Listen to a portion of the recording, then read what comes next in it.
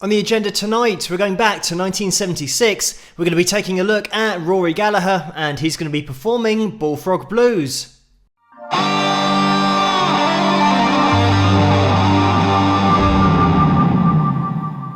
Hello, Phil here from Wings of Pegasus, and welcome to another analysis video. If you enjoyed this video, please give it a thumbs up and subscribe.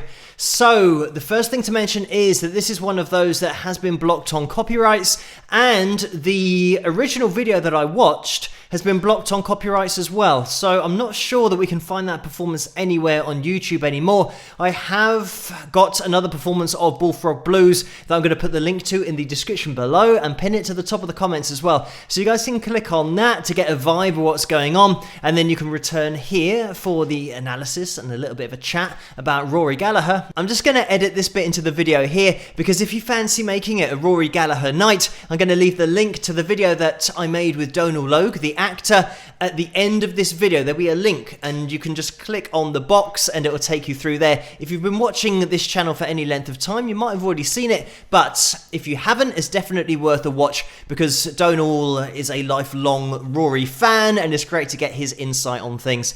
But I'll see you guys in the comment section.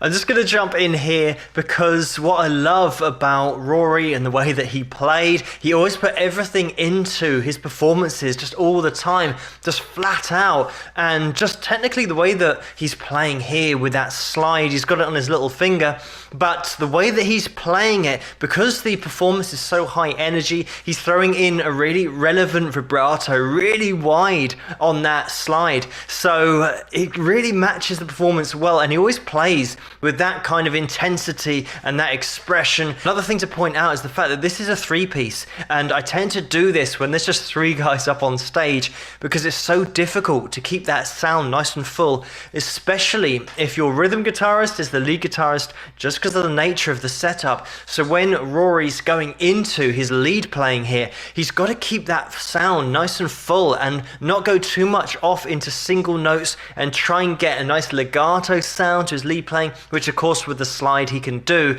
but he's so good at filling in that space when he's playing lead guitar. The whole rest of the band obviously are absolutely super tight and keep it all going, but the way that Rory knows exactly how to play within the lead sections. And looking at this situation of having people from the crowd up on stage, how many gigs nowadays? Well, first of all, there's a line of security that people can't get past to actually get to the stage anyway.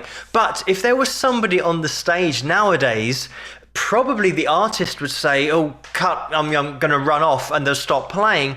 And this is just a sign of the times of 1980, and Rory just being such a relaxed and cool guy, because the crowd are getting into it, he's just so into it as well, and that really feeds into the crowd where they want to get up on stage and get involved, and Rory just gets into it just as much as the crowd do, and it's a great interaction. Something like this just wouldn't happen nowadays. You wouldn't have somebody up on stage, a well-known artist or a well-known band. Everyone could tell that nobody means any harm here. They're just listening to great music and just getting into it, just the way that Rory is as well. So it's really cool to see a video like this because it just shows the difference in the times from now, looking back to 1980, and just a crowd that just want to get into music. Everyone's there for the same reason. But let's get back into the rest of this performance.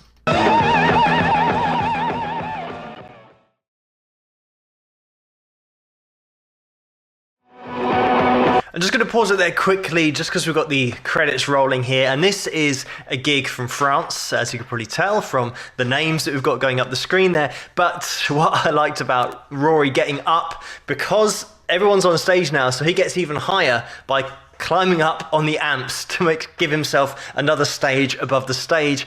But just the little things like when he's going up on those amplifiers, keeping the sound going, keeping his chords going, and then when he actually descends, comes down, then he's actually doing hammer-ons and pull-offs on the guitar whilst he's using the other hand to help him get down off the amps. So there's always, even though it looks like he's really into it and it's really pushing it to the edge in terms of the playing and the whole showmanship and everything, there is always an eye on the professionalism of keeping the sound going. It'd be so easy to just forget about playing the guitar and get up and start climbing up on the amps.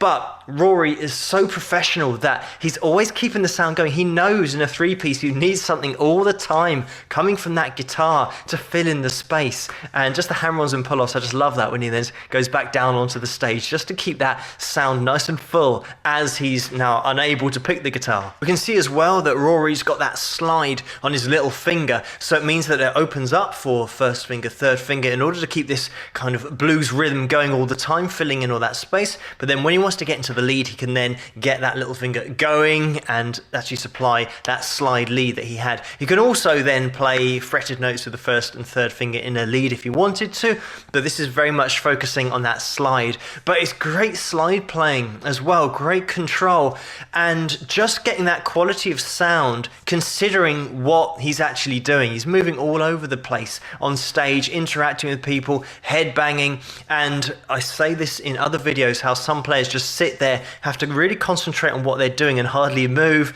Rory's certainly not in that bracket of players. He really used to get into it, move all around the stage, interact with people. His guitar was so important. It was an integral part of the three-piece sound. He would do all that and still keep a full sound. And that's something that would go under the radar. People wouldn't realize that lesser players would not be able to pull this off, would not be able to keep that full sound in a three-piece setup, especially putting on this kind of show at the same time. Just a quick shout out to Jerry McAvoy and Ted McKenna here, keeping that bass and drums going the whole time, keeping it super tight in the background. Again, another essential ingredient to that three-piece. You've got to have an absolutely solid rhythm section, especially when you're going off into a lead solo. That rhythm section has got to be absolutely tight and on the money, and it absolutely is here. So great bass playing and great drumming as well, both exactly on the same page. Let's just watch this video until the end.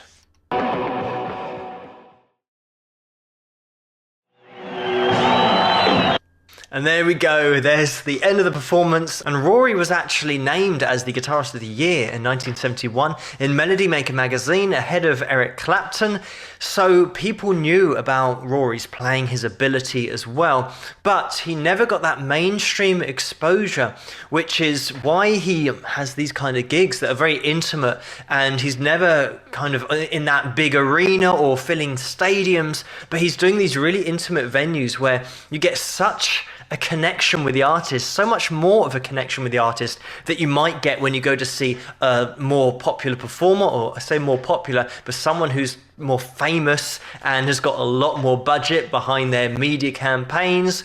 But Rory just filling out these small venues, and I've seen a few videos where it's so cool because the crowd is so close to his guitar, and being able to see it so close up here, this is a bit of an exception because the crowd are actually on the stage, so they can start looking at the guitar literally like a foot away from his fretting hand to see the technique going on. So it's a rare video in that sense, but the performance is not rare at all because Rory always put everything into every performance that he did. So Rory Gallagher, he's one of those players that probably isn't as well known as he should be or could be, but over here in the UK he's pretty well known because he comes from Ireland, so he's from the UK anyway. But over in the States, I'm not sure how well known he is, but he's a great player. If you haven't listened to any of his stuff, check it all out. Unfortunately, he's not with us anymore, but check out all the stuff that there is on YouTube, all the videos. You'll see the kind of videos that I'm talking about where he just gets so into the performances. It's a great relationship that he has with everybody that watches him, which in some artists, you lose that. You lose that connection when they're playing, but Rory absolutely has that. Thanks guys for watching this video. I hope you enjoyed it. If you did, please give it a thumbs up and subscribe. Remember, on the right hand side of the screen now, you can click on that video of myself and Donal discussing Rory, but keep those suggestions coming in the comments below. Let me know what you guys think, and I'll see you guys at the next one. Rock!